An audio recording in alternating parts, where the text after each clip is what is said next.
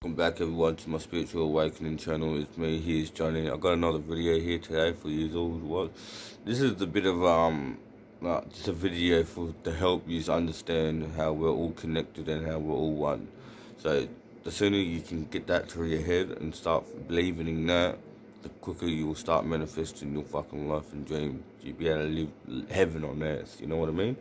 So yeah, this video here should help you out. Just listen to it and understand it carefully.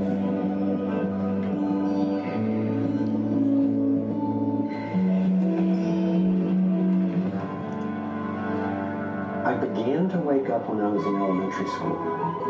Adults were teaching me that the way to protect myself from a nuclear explosion was to duck under my desk and cover my head. That's when the serious questioning began.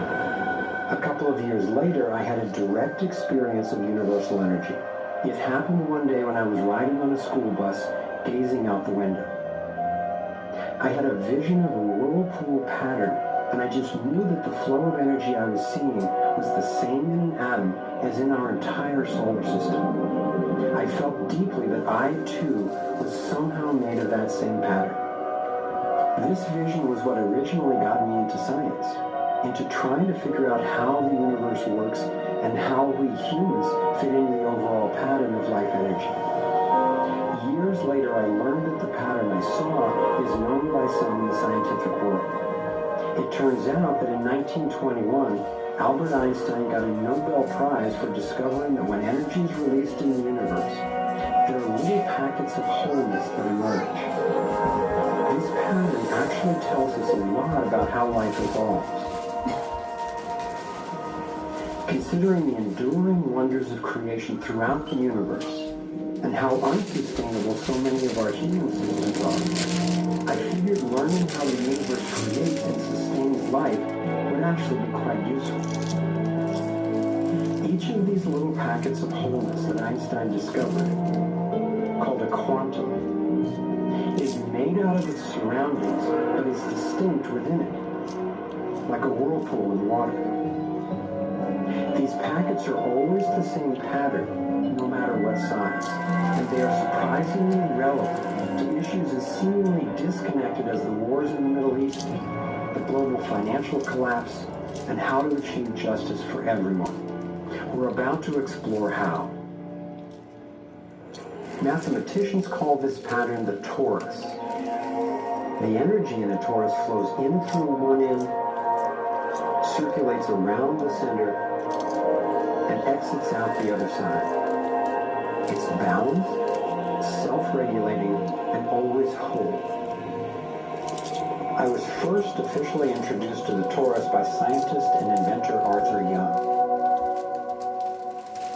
Futurist Dwayne Elgin explains how the torus is the primary pattern that nature uses for life at every scale. Evolution means to unfold, to roll out. So the question is, what is the universe rolling out? And what the universe is rolling out is self-organizing systems, and you can see this at every scale. Self-organizing system is a technical term for just a system getting a hold of itself, knowing itself, essentially.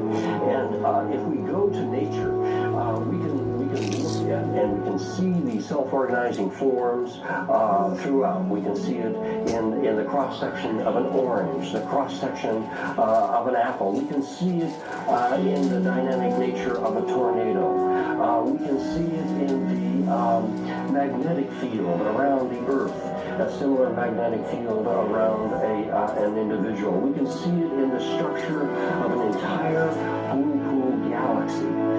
We can see it in the structure of a small atom. At every scale, throughout its entire history, the universe has one single project.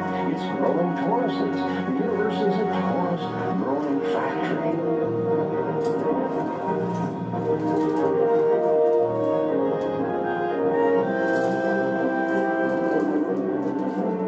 These orbital dynamics are visible at various scales. One of them is at the galactic level, which are huge spinning structures with billions of stars in it. It looks like typically big arms of galaxies spinning around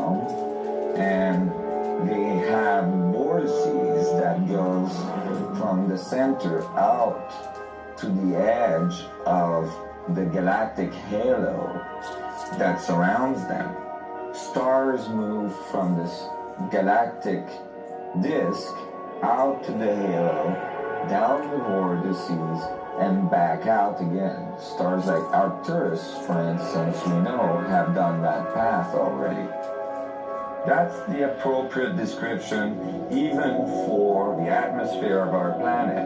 The weather goes from the North Pole down to the equator and then back up. From the South Pole up to the equator and then back down. Even the dynamics on the surface of the sun are very similar. Of course, here we're looking at it from an external perspective on a small scale model. When you look at the solar system, embedded in the galaxy, embedded in the cluster, embedded in the supercluster, we're traveling in this boundless sea of infinite torus flow.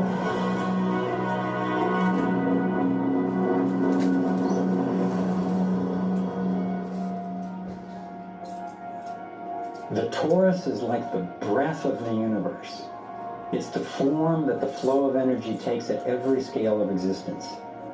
But there's also an underlying structure in how the flow fits together, sort of like a skeleton. It's called the vector equilibrium, a term coined by one of the 20th century's greatest thinkers, Buckminster Fuller. Inspired by Fuller's visionary work, I spent decades researching the dynamics of the vector equilibrium and the torus.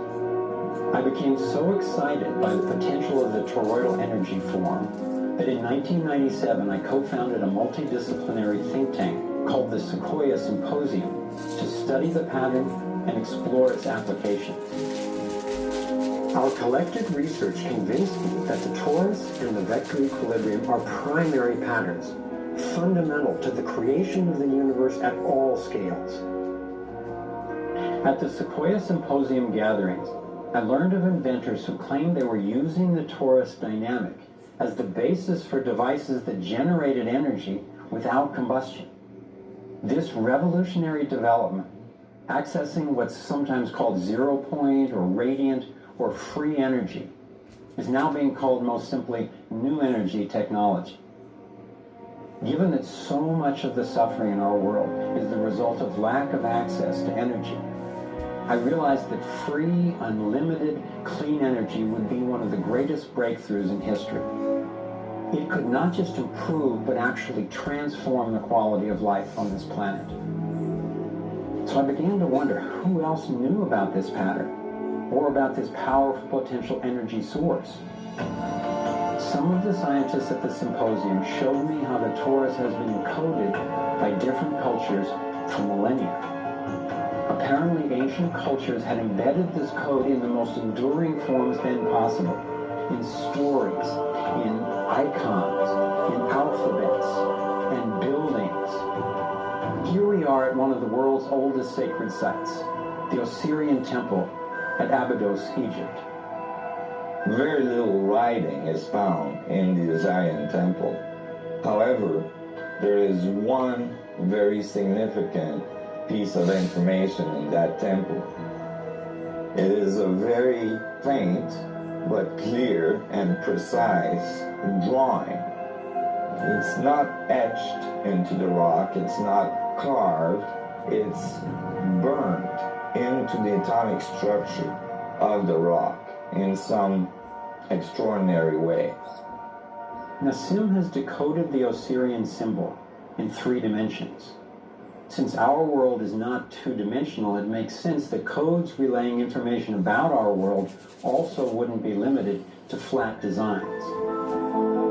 His 3-dimensional version of the Osirian symbol starts with the vector equilibrium, a perfectly balanced force field with 12 equal energy lines radiating out. They stabilize its center like the 12 spokes of a wheel.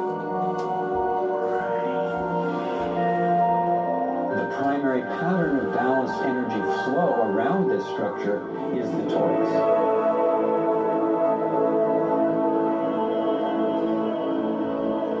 Here we expand to the next larger scale with a total of 64 pyramids called tetrahedra.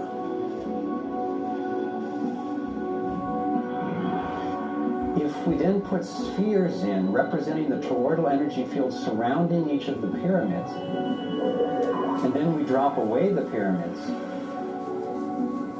we end up with a matrix that is, amazingly, an exact overlay for the Osirian icon, a three-dimensional model of the same pattern that was burned into the rock wall of the Egyptian temple thousands of years ago. Now we travel across continents, from Egypt to China, where the same geometry appears at another sacred site built in 1420. Then you go to the Forbidden City, where the sun gods reside, and where you find at the entrance the Fu dogs, the guardians of the knowledge. They guard the knowledge under their paw. The same geometry of 64 energy units is encoded again. I started wondering, is it just a coincidence that the exact same design appears in significant places on two different continents? But then Nissim showed me that this geometry of 64 is encoded time and again in cultures across the centuries and from all over the world. The Hebrew Kabbalistic tree of life creates the same structure we just saw, with the vector equilibrium again embedded at every level. The ancient Chinese system of wisdom called the I Ching is based on 64 hexagrams, symbols with 6 lines in a set, some continuous, some broken. These can be put together as the 6 edges of a tetrahedron, and together would form the 64 tetrahedral crystal.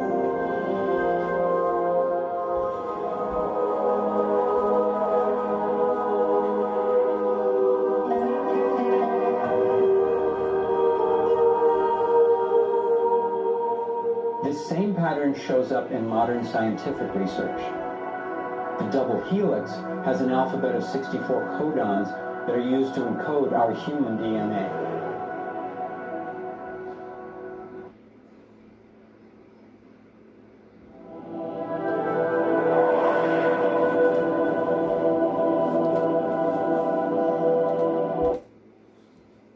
There you have it. Proof that we all connected, everything on Earth is one and all. So we all run off the same energy source. You've all got to realise that for now.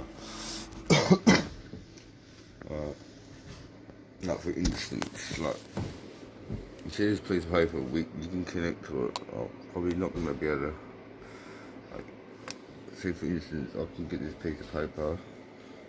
I'm not going to be touching it or blowing, like, you're going to realise energy's everywhere, and you can use energy, like, in the form of all sorts of styles. Like, you can use it to move things with your mind. It doesn't really move, like, you're not using your mind, you imagine it happening.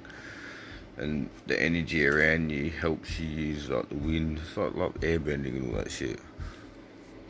So yeah, I hope this video, like, helped you out with something you needed to know. Leave a like or comment down what you thought about the video. And thanks for watching. Spiritual Soul signing out.